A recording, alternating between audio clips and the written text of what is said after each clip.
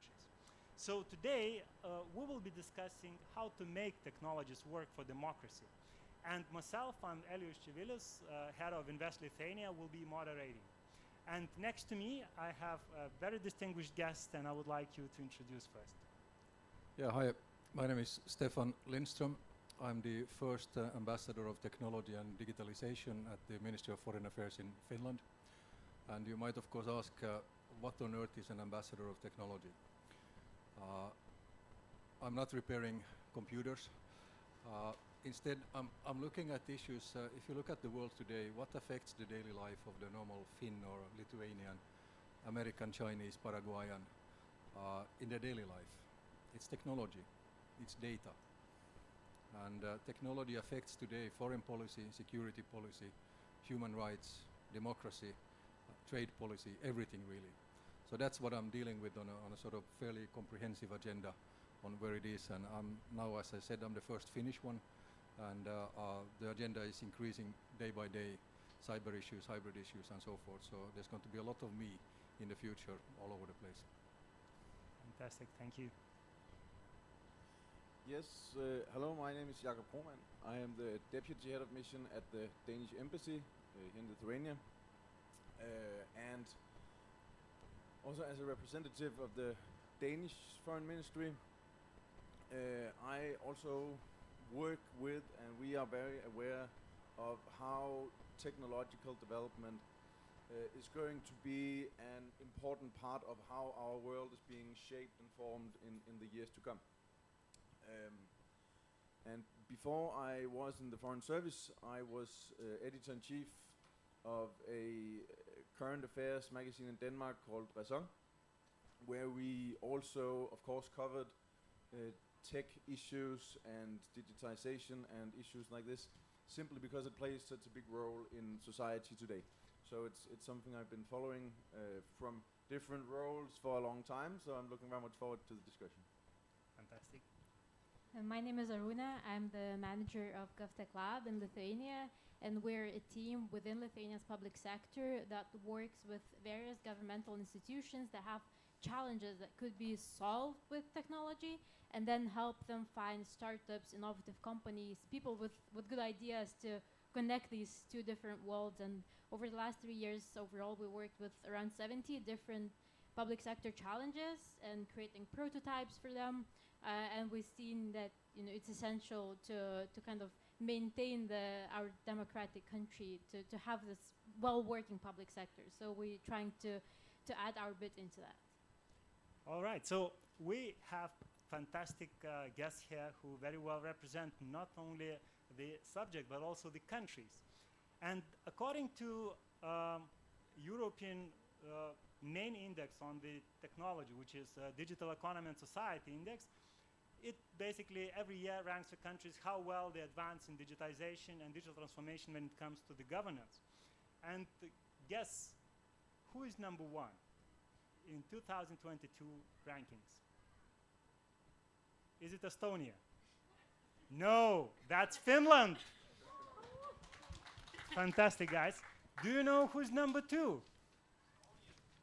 No, Denmark.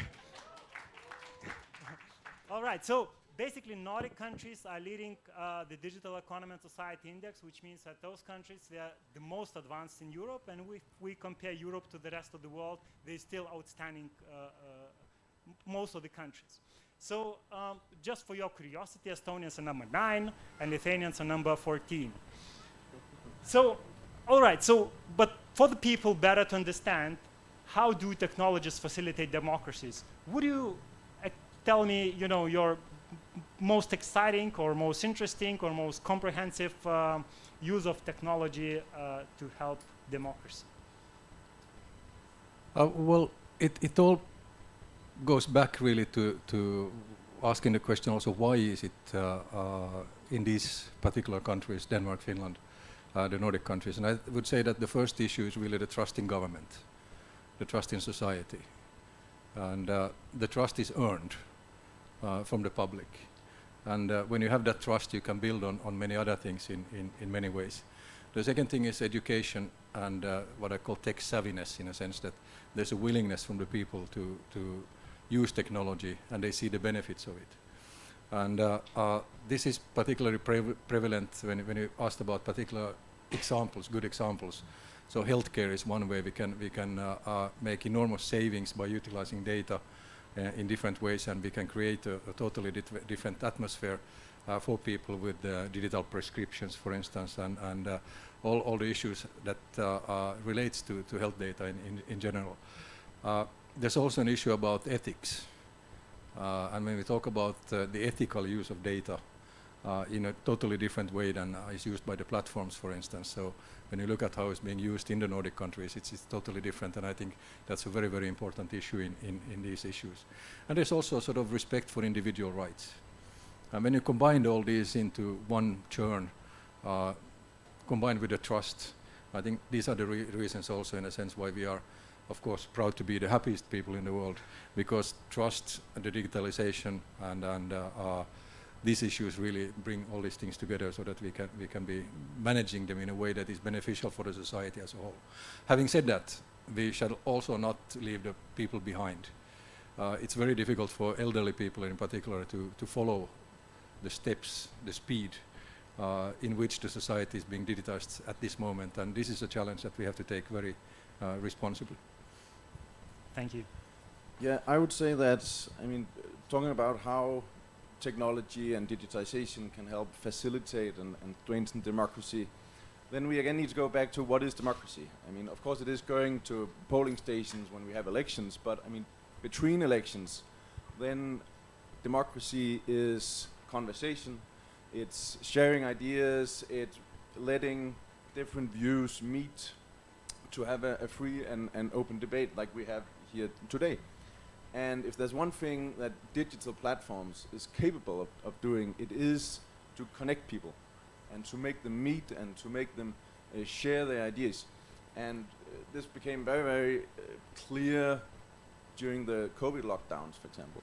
We were not able to meet physically, but people realized, well, we can still maintain, participate in democracy, democratic debate, and civil society engagement in general through the digital platforms. So of course that meaning when Denmark, Finland, Nordic countries are very digitalized and so many people have access to online platforms, this simply gives us a great advantage in promoting democracy. If I then should highlight one concrete example of what we have done in Denmark to promote a democratic development of technology, then I would highlight what is called the Danish Tech for Democracy initiative. Because this is an initiative taken by the Danish government and the Danish Ministry of Foreign Affairs that gather different actors together across borders and across sectors, meaning different governments, different organizations, the big tech companies as well, civil society, and to make them work together to coordinate their efforts in making new technologies working for democracy, not against democracy. And I think this is an important point to make, that it is a joint responsibility for all of us who want democracy to work together, also to make tech be something that promotes and not works against democratization. I think before going into specific examples, I think it's important to see the difference between Sweden, Denmark, Norway, and then the Baltic states, where I think more in Sweden and Norway that kind of digitalization kind of came from the trust, and I think especially in Estonia it's kind of the other way around. They tried to kind of build the trust in the government and in politics by creating 30 years ago this very digital society, very transparent one. So I think this is slightly different how this digitalization and digital tools come about, where in more northern Nordics it comes from the trust, and because of a different history here it was more used to kind of create more trust. But in terms of specific examples, I think there are kind of three areas where tech can help understand how kind of relation with democracy and how it helps. So the first one, very obvious one, is participation, but not elections necessarily, but simply providing tools for people to vote in potential decisions. So we have Startup Politics in Lithuania, which created a platform for politicians to don't wait for elections, but ask for people's opinion on various questions. Similarly, I think the other key area is transparency and accountability of the government. So having technology can really quickly unmask various possibilities of corruption. So for instance, we were working with Ministry of Environment, and the company was creating a tool based on satellite pictures and AI of actually detecting every tree in Lithuania. It's kind of determining what kind of tree it is, and then you can see if there have been any illegal kind of forest cutting of forests, and just see all the cases of corruptions. And finally, kind of the biggest one is just making public services more accessible, because if people can use the public services and use it easily, they kind of increase the trust and understanding of the government. And we had examples in Lithuania, our tax authority using, instead of kind of just digitizing, before they digitized the simple paper kind of forms and put it online, and no one can understand how to fill it without experts' help. And now they, with the help of technology, made it intuitive for people, so that those forms and all the bureaucracy at the back end, but what you as individuals see is something how you can intuitively ask the question, have you worked here? Do you have any additional information? Something, and not F1, P7 and add the information that you need. So I think these are kind of three areas where technology really interacts in a good way, if it's possible, with democracy. Right. So what I hear is that technology is not a silver bullet, and there are many other things more important than this. Interestingly, in Lithuania, Information Development Society Committee and the Ministry of Economy and Innovation, that's a super long name, but they also have a super comprehensive statistics on Digital Lithuania program. And recently I checked also the metrics on the democracy. And what's interesting, back 5 years ago, or even more, once it has been launched, people were really active when it comes to digital participation in, for example, commenting new laws introduced. And it was up to 25 new laws were digitally engaged to comment and provide suggestions. Guess what the number is now? Audience. It's just 2%. So it's actually from 25, it's actually dropped below. So we understand that technology is not everything, and all of you mentioned many important aspects, but can we be, again, quite very specific what exactly it is? I mean, you mentioned trust, but Aruna said there is no trust in this country. So also, accountability. Well, it's difficult, but I just wonder, what are the prerequisites or principles so that we can, enhance this democracy before we actually step into technology? Where to start, really? I'm just thinking about practical examples again, in a sense. You mentioned tax authorities in a way, and the way we do it in Finland right now, I think since 6 years, is that we don't do tax returns anymore. The government knows exactly what you have been doing, everything from your investments, everything from your bank accounts, everything from your employment. You get a tax proposal posted, and you get it in the mail, and you accept it, or then you add some information. And in my case, for instance, I haven't added anything in 6 years, so they know exactly every income, everything what I have been doing. And I think it's okay, it's transparent. Transparency is something you mentioned, Aruna, as well, and I think that's really important in a sense, because the trust is being built from so many different factors. And here, maybe in Finland, in Denmark, it has been top to bottom. I think in the Baltic states now it's bottom to top, building up in that way. But it's also sort of that we are more what I call human-centric societies. And with that approach, with those values, I love to talk about values in these things, that if you have the right values and look into these issues, I think you get so much further. And coming from that into, you must not overdo it, but you must apply it in a good way. And again, education, I can't emphasize it enough, in a sense of getting people to use the things, because when they see that, when they use these things. I mean, just go back 10 years and everybody was carrying cash all the time.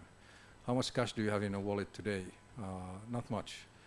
Everybody is using mobile pay or direct debit payment and these kind of things. So building true examples is really the right way, in a way of showing how easy it is to do. We cannot go back anymore. I mean, the way is only forward. What we also have to understand is, of course, that with these technological advancements, there's going to be a lot of disruption. Any business model that is not built on future technology, digitalization, is going to be disrupted. And it's not a question if, it's when. It's just a fact of life, and the sooner you adapt to this kind of development, the sooner you realize that this is the way forward, the easier it will be for the society, for the government, for the civil society in general to get along with it. But it's just a statement of fact. Another fact is, of course, that we still lack, we are always behind in regulation, we are always behind in legislation, because the technological advancement comes so fast. But of course we are trying our best to keep up with it. But looking at the facts, it's really, I think that's a very good starting point, in a sense, realizing that there is no way back. There's only a way forward. And when you start doing that, then you're on the right path. All right. Yeah, I think I agree with that very much, that I mean, we cannot stop digital development. And I mean, if we did, then we would be left behind all the other countries. So we need to keep up with developments. But in that process, when we make digital solutions and when we implement digital solutions, it is key that we make sure that no one within society is left behind. And this is also one of the ways that we are dealing with digitization and implementing digital solutions in Denmark, is based on policy, democracy model of Denmark in general. We try to make it an inclusive process and try to include civil society organizations and interest groups and others who will be affected by these digital solutions. And we must just admit, more or less, the whole society will be affected by new digital solutions. And if we want to maintain trust in the digital solutions that we implement, we as I said, we need to make sure that no one is left behind. And one example in Denmark we have for that is that we have this EID. And in Denmark, very, very, very many people are having this EID. I think it's almost 95% or something like that. So very, very many. But of course, some people find it difficult to use this. I mean, they are not used to, maybe especially in the elderly generation, not used to using these digital tools. So what we in Denmark have done is that we said, okay, fair enough, you're not used to using these kinds of tools. So we need to make compromises. We need to make compromises in order to get you on board as well and to make you trust these new solutions. So the way it works, now it gets a little detailed, but the way it works is that most people, Danes have this app where they can access their EID. Fine. For those who do not want an app, we have made this small paper card with a lot of keys, so you can use this physical paper card to log in every time you need to access your bank account or whatever it is. And the thing is, this physical card, it's not quite as secure when you look at it from a cybersecurity point of view, but it makes sure that we have higher extent of trust in the solution. So sometimes we need also to look at how can we make reasonable compromises in order to get everyone on board, and then have a development that everyone can see themselves in. I think what I'm hearing is all that we're kind of focusing too much on the tech side and the democracy, but also too little, because on the one side, the values that you both kind of mentioned are, it doesn't matter what we're doing if it's related to technology or not. We don't want to leave anyone behind, right? So I think on the one way, technology is simply just a tool, and then it's very, like, you would, I think people had similar reactions when, like, all the US presidents were elected, the ones that first got to understand how to use the telegraph, then radio, then TV. So I think in this way it's just a tool, But then similarly, and what I think you mentioned with the percentages of use of the tool to provide feedback to legislation, we have these values, but often we don't have actually people who can build competent and actually good solutions. And then we end up with a situation when we build these solutions to enhance democracy, but no one is using them, and then we're blaming it on people that they don't know how to use it. But if we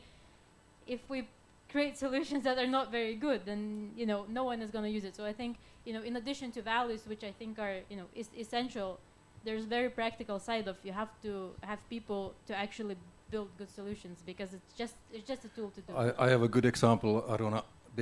My father is 83. He goes to the marketplace with his friends every Monday and Thursday, and they buy their fish or the soup or whatever it is. And the fishmonger in Turku, where he's from, instituted now last summer or this summer kind of you have to take a picture of a QR code to get your queue number instead of the machine, where you take your numbers. Okay, how many 83-year-olds have a smartphone? How many 83-year-olds can use a smartphone? And the debate got quite heated, and one of my father's friends actually took a fish and he threw it at the fishmonger. He said, "Keep your bloody fish." And the next day, the old queue system was there again. And I think this is a wonderful example in a sense of that you over-technologize, you over-digitize these services. Nobody asked for that one. It didn't bring any added value to anyone. So why did you do it? Just as a practical example of what you just said. All right.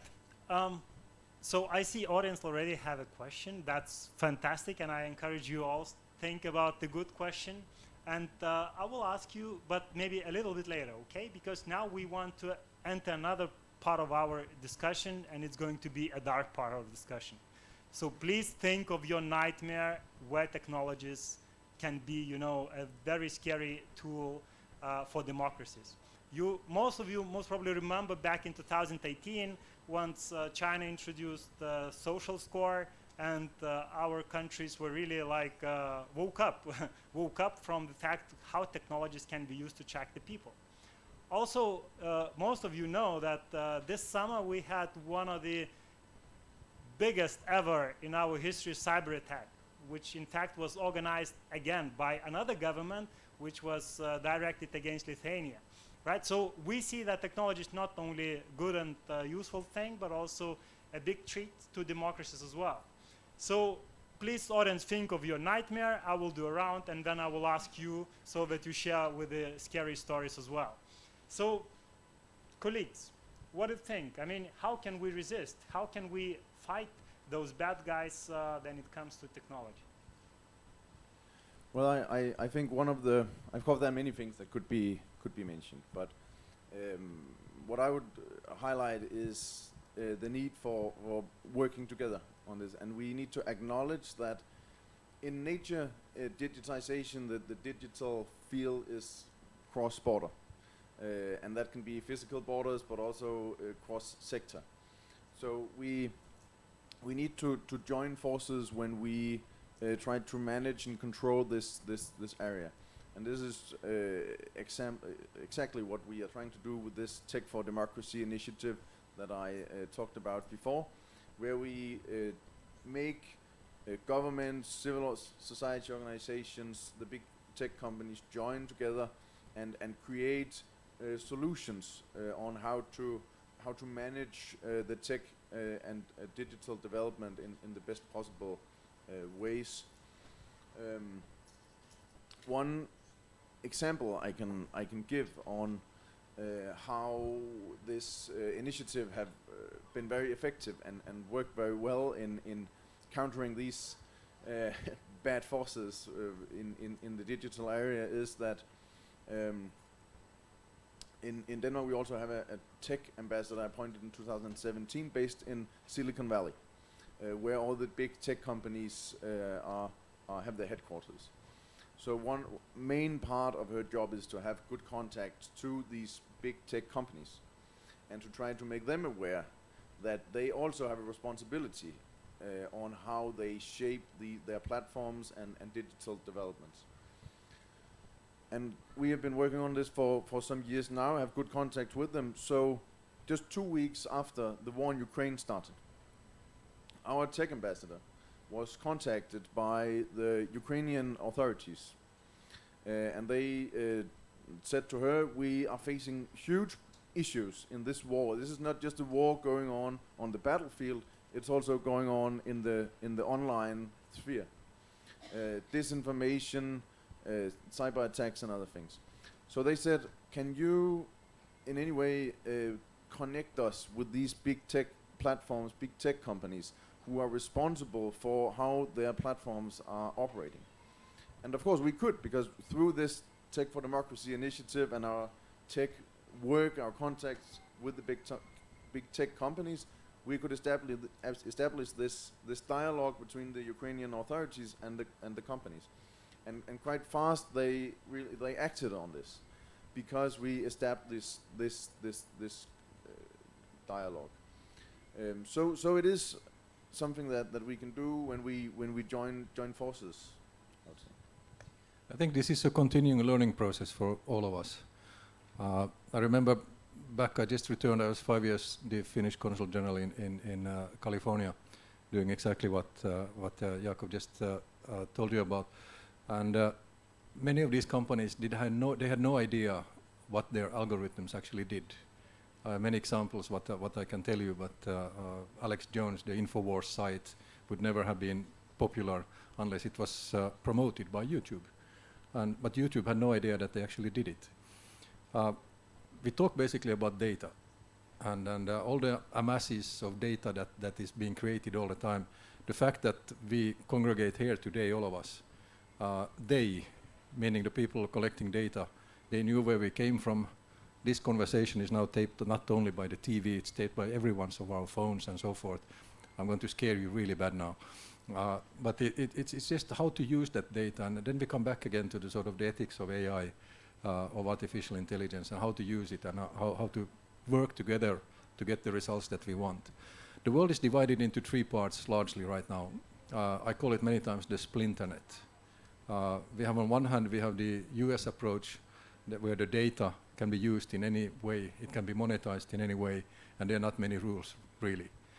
On the other hand, we have the authoritarian societies like China, Russia, Turkey, a few others, where the government owns the data. And you mentioned already the sort of citizen scores and all this other scary stuff that is going on. Did you know, by the way, that you don't have to pay when you enter the metro in Beijing anymore? They know that you are there, and they know who you are. They know where you stepped in and stepped out. So why would you need to pay a ticket? Because they can charge you afterwards. When we are getting into these kind of societies, it's kind of scary when it starts influencing your life in a different way. And then on the third hand, we have the EU and the values that we stand for in many ways. Again, sort of the human-centric regulatory part. What we see now is that the USS, for instance, they have outsourced the whole regulatory process to the European Union. GDPR was the first step.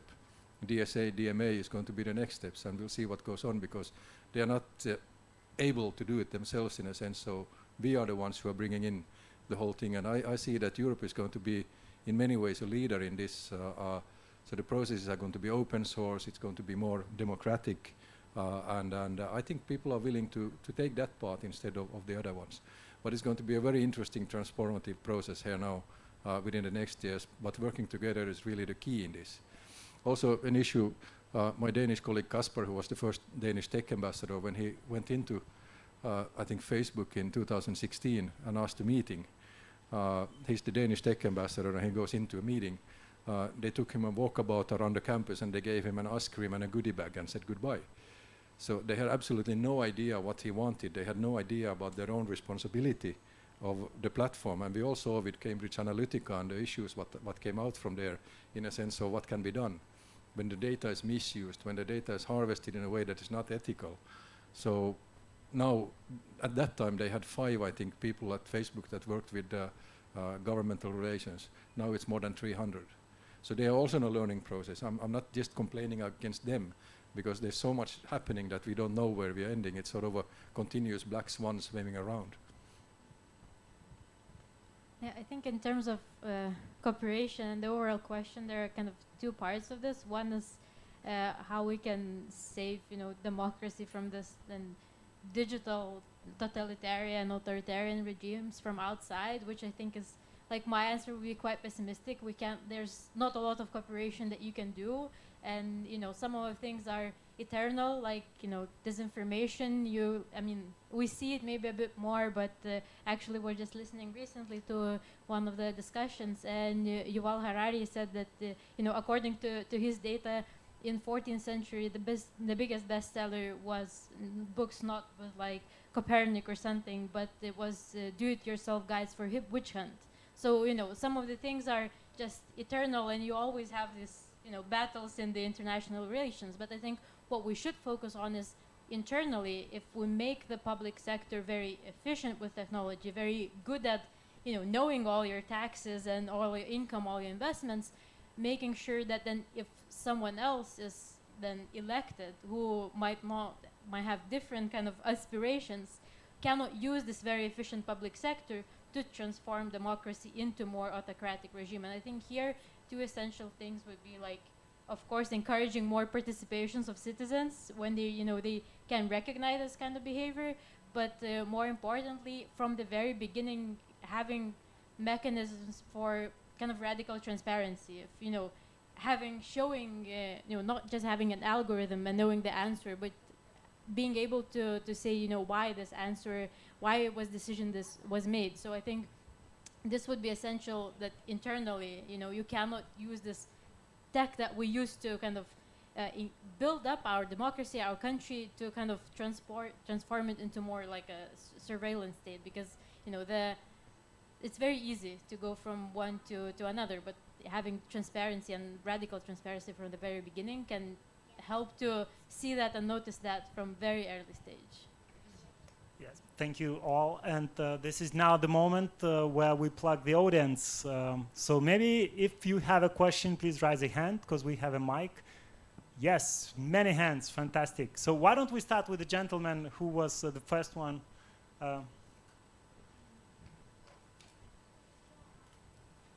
Thank you. I'm sorry, this is going to be a little bit of a longer one because I just noted it down. So I just wanted to I felt back a few minutes ago, felt like it would be add an angle to discussion. So there it is. So nowadays there's an app for everything almost, right? So it is important not to forget that technology is not a given right in large part of the world still. Yeah, I mean, Nordic countries, welfare states, the situation might be different. But we were talking about, for an example, NFC, near-field communication enabled technologies. If we add them somewhere to our lives or in democracy systems, etc., NFC-capable phone is still 300 euros. So how much of an access is removed, or how far behind that puts, for instance, a family with multiple kids on a minimum wage? We're talking maybe the gap is ever increasing, and seems like for some demographics, it is increasing at an accelerating rate. So there's an app for everything. We're speeding ahead. We're developing these solutions in the government, in everyday life, for our own convenience.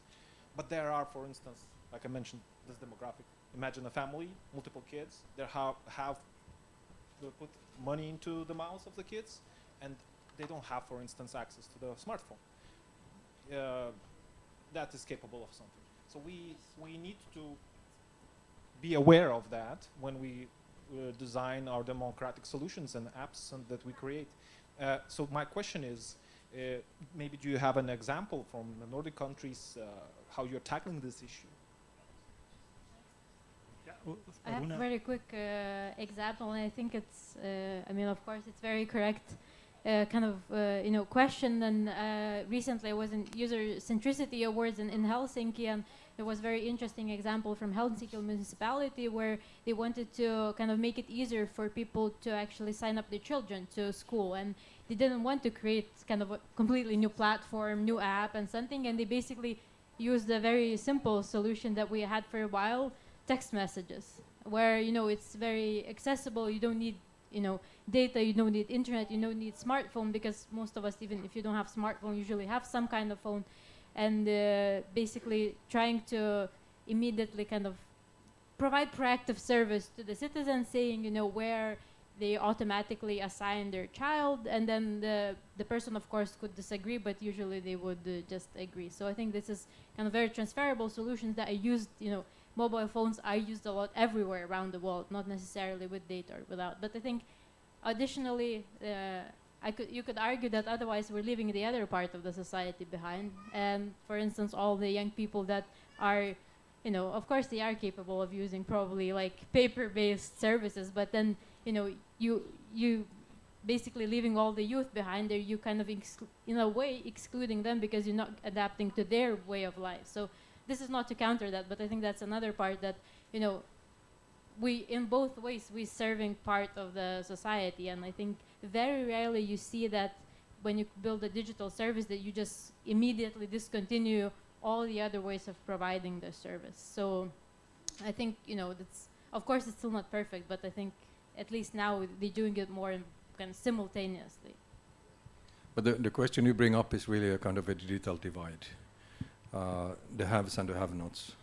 And they are both in our societies in the European Union, but also when you look at it from a perspective, development perspective, in a sense, how can Africa or Asia or Latin America develop when there is no access to these digital tools? They are getting cheaper all the time, so it's easier to do it, and in many places they go straight from a no-phone situation to a smartphone, which brings a lot of opportunities there. And we're also trying to do something on that, of course, in a sense that when you look at the European Union, we have the D4D plans, the digital for development processes, and we put in quite a few billions in there. The UN has the global compact programs and so forth. I many times raised the issue in a sense that asking is the whole digital process really a kind of a new way of colonialism? And thinking at it from that perspective, and in a sense of what mistakes did we do during the colonial period, and how can we avoid these in the future? There are also many other issues that are coming into picture. Is that if you look at the technology companies in Finland, in Denmark, in Lithuania, in the US, particularly the big ones, we're all depending on immigrant workforce, educated workforce, and we are taking away the best people from these countries to employ them back home. What possibilities do we then give these people, these countries, to develop when we take away the best people and use them, and then maybe utilize their way of sending money home or whatnot? So it's really, I really want to place the question sometimes that is this whole digital development also a new way of colonialism? I know it's a little bit provocative and some people get really mad at me, but I just put it out there. Right. I saw much more questions, so yes, please.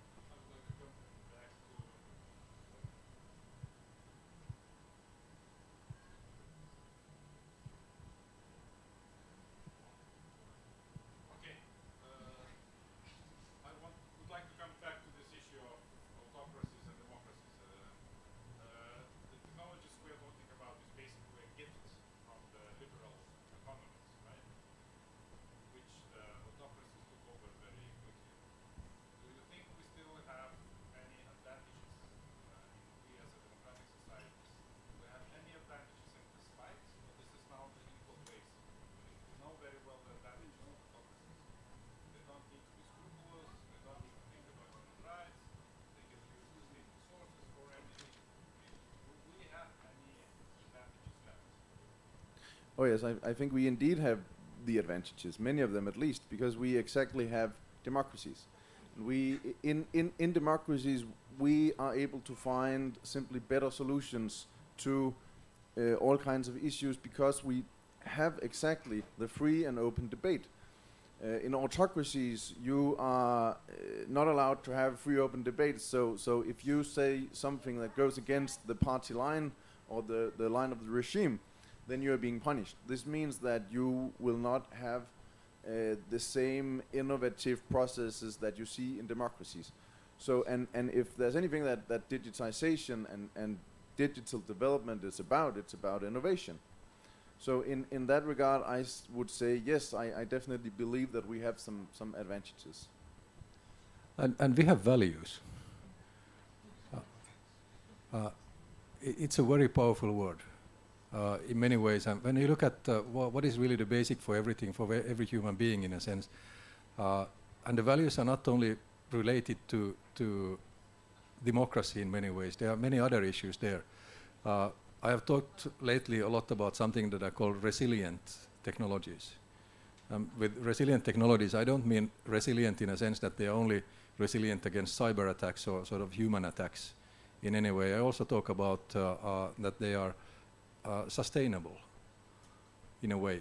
And many times I suppose that ESG is something that is very familiar to you, environmental, societal, governmental. And investors today, in today's Western world, they don't invest in a company unless they have a very clear ESG strategy. I would add P to ESG, ESGP, and P stands for privacy. And the privacy part comes in a sense from the part that how are the companies utilizing the data that they collect all the time. And I think in a very near future, this is going to be one of the key investment criteria for investors into companies, into new startups, how they handle the data that they actually collect. So the privacy issue, the value issue is there. On the value issue, I can talk for hours, so don't get me started on that. But I really think exactly like Jakob said as well, they are democracies after all, and when you look at what people want, what kind of society they want to live, it's really that is really the question also about what I mentioned before, the splinternet. So you have the US-centric system, you have the Chinese system, you have the European system. What we really need to work on is how to attract, how to make a value proposal to all the Asian countries that are out there, to all the African countries, to all the Latin American countries, that our system is kind of the best. How to market that, and I think really values and democracy are on the forefront on those. Yeah, just to add very quickly, I think all these criteria are important probably for the investors that agree with the values. The question is if there are countries that have much more money that can just pour without any accountability into developing solutions. But I think it's like it definitely works short term to maybe build more capacity. But the question is then in the long term, if then you don't have people that want to kind of put their effort into this innovation and co-creation, then accepting that maybe in the short term, when we're having more accountability, more transparency, more rules, we might fall behind, but then in the long term, hopefully, then we build more resilient, more sustainable technologies where people actually want to put their energy into innovation, that was said, and into building this. But this might be naive, but hopefully that's the case. Thank you. More questions? You asked to think about scary stuff. So, which country will be run by AI and when? Do you think? Actually, Estonia is building now the kind of AI bureaucrat, AI public servant. No people at all.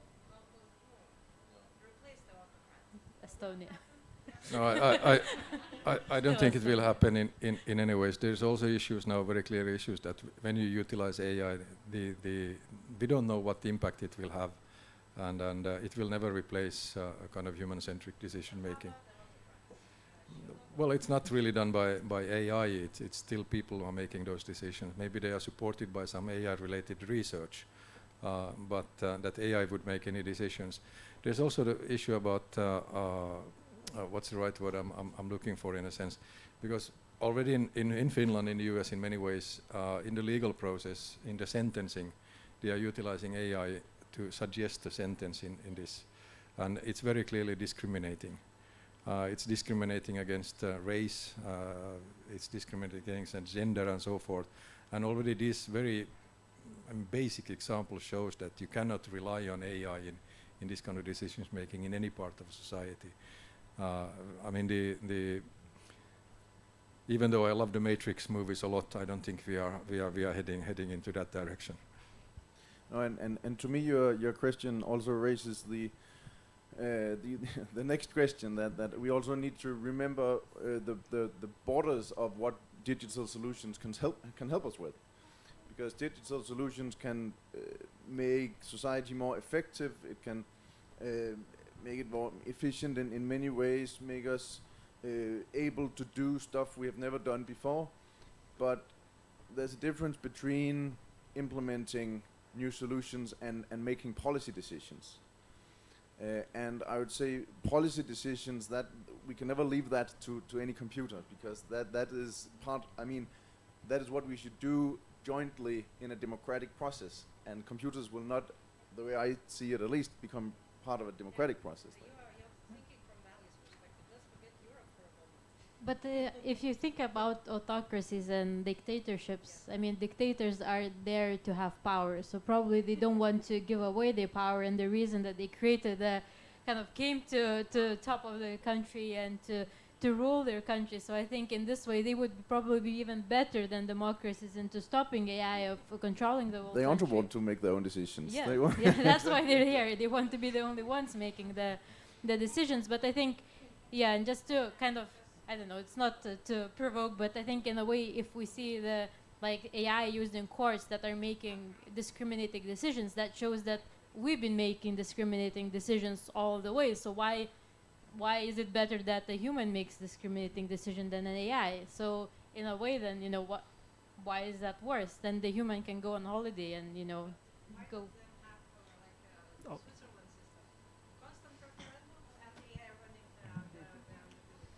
Yeah, that's a really good debate. I think we will continue. And very last question from the audience, Saule. Yes, please.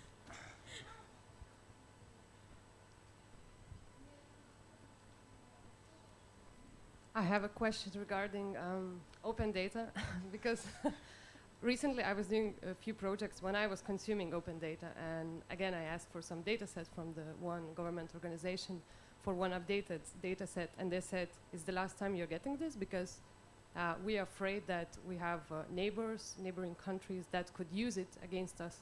And I realized that, okay, we were vouching a lot for open data, but now we're actually going backwards because we are afraid. So do you think that, where's this border when we talk about transparency and trust through the open data and all the processes, but then suddenly, because of the situation, we have to go backwards and shut it down? No one wants to take up silence. I think the challenge here is that most of the people that are talking about data don't really have any like deep understanding of it, and that's why they cannot distinguish between maybe more like technical data where it's, you know, of course you can make some insights about that, but you can make the same insights just opening Google, and, you know, you're not gonna ban, you know, Google for having any information about your country. That's not really gonna help in terms of maintaining democracy and happy citizens. So I think I don't have the answer, where's the gap, but probably because I don't have that much of like technical knowledge, and when people are just like scared because they don't know, that's why they try to shut all of it down instead of kind of separating what is actually like sensitive data and what is something that's just a kind of, easy to share, and, you know, it's not gonna have any repercussions. And it depends totally on what kind of data you're talking about. I mean, if you look at healthcare data, which is very sensitive, of course, where privacy is really important. We have healthcare data back to 1965 in Finland, a very unique situation, and it's utilized now by increasingly by international biotech companies. However, the data is anonymized, so they have no idea who is behind this one, and it's a separate platform that actually anonymizes the data. So there are solutions to these kind of issues easily found when you want to do them in a different way. So I think that will really be the way forward in a sense. But we can never go back, I think, in a sense. Transparency and is a key issue really to maintain and go forward. And if I may, I'll also just underline your point by giving another example where we also see dilemmas and need to find difficult balances when it comes to tech and democratization and security and digitization, because we face similar dilemmas when we talk about disinformation online, because every time we shut down for a Russian propaganda channel, it is, from security point of view, something that in the current situation can be a very good idea, but still it is compromising to some extent the freedom of expression. So there will be dilemmas when we talk about digital tools and solutions and democracy and we need to find balances in all of them, and that it's not always easy. Thank you all for the questions. Those who still have ones, I really suggest you catch also our guests right after this conversation, because I still have myself a couple of questions to ask. And question number one, is it still the beginning? Is it a fashion? Is it, you know, a hype, or that's already tsunami what's happening? Is it now at the peak level, or this is just the beginning? So what are your feelings about this? We have just seen the beginning. There are few trends, of course, that comes into here, but like I said before, anything that can be disrupted will be disrupted. And we have really seen the beginning of this. There are other things, though, that come into play in many ways, and we see totally different developments of value chains right now. And I would call that we are entering an era of what I call slowbalization. The globalization era is over, and they are insourcing instead of outsourcing. There's going to be more debate about being resilient also, in a sense of where do you produce your semiconductors, and do you have more control of the value chain and so forth. But digitalization of the society, the technologization of society is, we have just seen the beginning, and it's going to accelerate a lot in the near future. And that's why I also say that you better be on the sort of join it instead of anything else. There's also, of course, the technological decoupling, in a sense, between different spheres or interest spheres. The issue about semiconductors is, of course, very, very important. There's also an issue that I want to say, in a sense, that a totalitarian system is never innovative. Because in a totalitarian system, corruption is one of the key elements. And that's really something that deprives innovation in many different ways. You can try to steal innovation, but you can never make it your sort of main thought if you are living in a totalitarian system. I very much agree that this is only the beginning, and this is only going to accelerate in the future. But I mean, that's a good thing. Because as we already talked about, new digital solutions and digitization, it has a tremendous potential to enable us to do so much good, also when it comes to democracy, and it will enable us to do things we have never done before. So I mean, it's a good thing that we will become even better and even more innovative and even more digital. The point is just that we need to manage it, we need to control it. And we need to, as you said before, Stephen, stand on our values and make sure that we democratize simultaneously as we become more digital. So as long as we remember to do that and make efforts to keep democracy, then I think it's only a good thing. Yeah, and just a practical example, I mean, looking at what the pandemic did to us in many ways. How many of you use Skype or Teams or Zoom or any of these calls 8 hours a day before? And did you trust them? No, you didn't. But then we had a sort of disruption of the whole system for 18 months, and now everybody uses these tools as you would have used them forever. And I think similar kind of events are going to bring different usage, different tools to our usage easily. So it's just a practical example of how fast it can go. I think looking at the sort of positive aspects of the pandemic, this is one of the big ones really, in a sense, because it had also other aspects, in a sense, that people can work from home, and we can be as productive from home as we can be from sitting in an office, hence saving us from being in traffic, commuter traffic every morning and afternoon and so forth. So there are always positive impacts as well. Some of them are really, really big, like this one. I'd just add and argue that it's important to see this as a longer trend, not something that's happening now, but you know, looking at the change from like telegraph and radios and TV, and it's just kind of the world is always has been changing. It will be changing, so it would be very unproductive to kind of just assume that when you're living, it's gonna stop kind of progressing or digressing, but changing. So I think it's. Yeah, maybe sometimes we put a bit too much thought even into this, understanding where exactly we are, because it will always, like, there will be something new. So it's just kind of try and take it with open mind and see how you can, use it in a good way. All right, so I'm turning back again to the audience because I thought I will ask you as well the same question. And I would like you to raise a hand, those who think that we are at the peak of the technologies in our daily life. Wow. Who think this is just the beginning? Ooh. All right, another question, much more provocative. So who you think will make technology work? For democracies or for autocracies? So who votes for democracies? Okay. Who thinks for autocracies? No, democracies won. Fantastic. All right.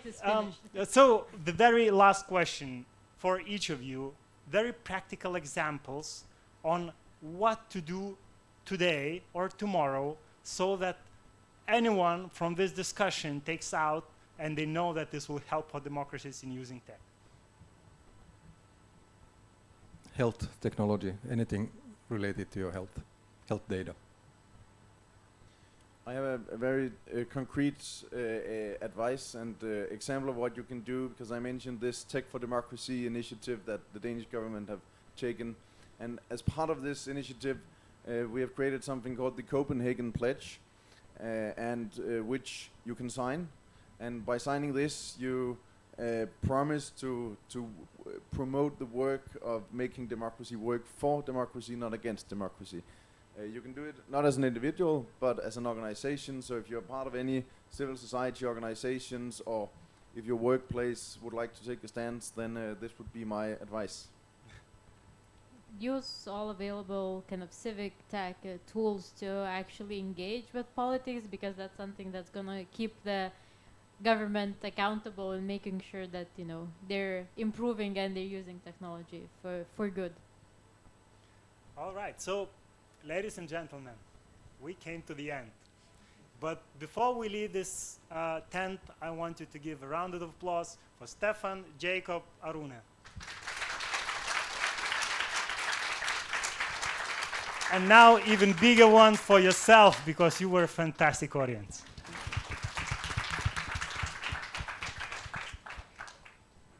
Thank you.